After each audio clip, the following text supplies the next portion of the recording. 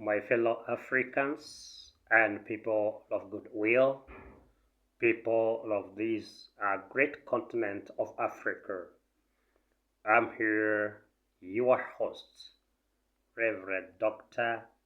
Maria Ray Joseph, in the matters of African concept.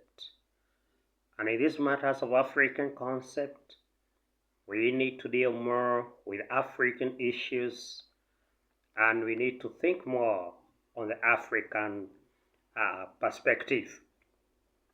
In my intro, I want to discuss a little bit on why Africa is important.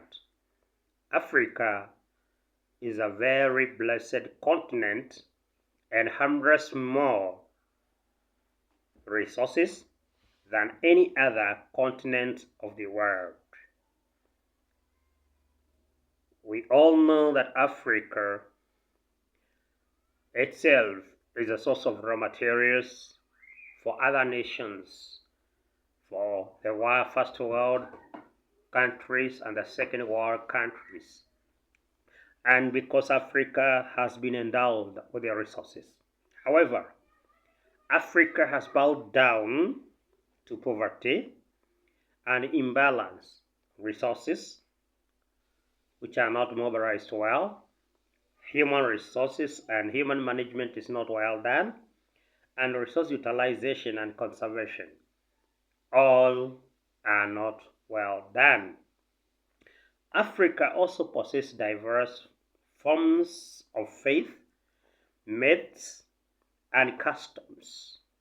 Some of these are or they develop Africa development and limit human resources in advancing in technologies, exploits, and sustainable economic triads. We have bowed down much to our former colonists and ran off affairs as copycats for the same colonialists. We are not independent in making radical decisions that would emerge huge and explicit development arenas in Africa and make the Africa lead the way.